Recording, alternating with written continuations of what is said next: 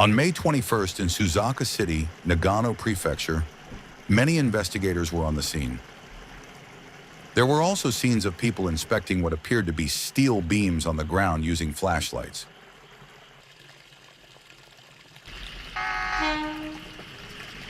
Just before 6 p.m., a call came into the fire department. Someone on the train is injured.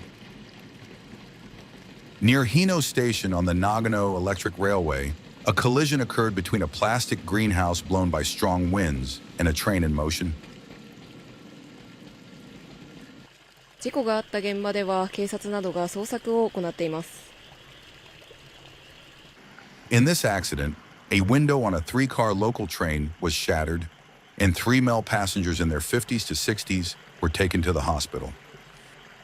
The death of a 56-year-old company employee from Nagano City was confirmed at night. The cause of death is currently under investigation.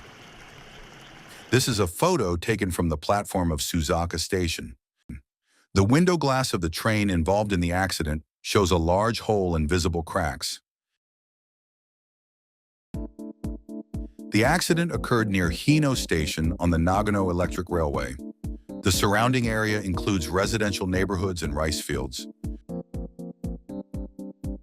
According to the city and fire department, the train heading toward Nagano Station collided with a plastic greenhouse. Due to the accident, the railway suspended operations between Nagano Station and Suzaka Station for about 2 hours. At Suzaka Station, staff were seen placing blue sheets over the train windows, believed to be shattered in the accident. There were also large cracks in the front windshield of the train. Similar accidents involving strong winds and plastic greenhouses have happened in the past. In August 2020, in the same prefecture, a Hokuriku Shinkansen train, Hakataka number 570, bound for Tokyo from Kanazawa, made an emergency stop after colliding with a plastic greenhouse that had blown onto the tracks. It is believed that the plastic greenhouse was blown away by a gust of wind. No one was injured in that incident, but the Hokuriku Shinkansen was suspended for more than 6 hours for removal work.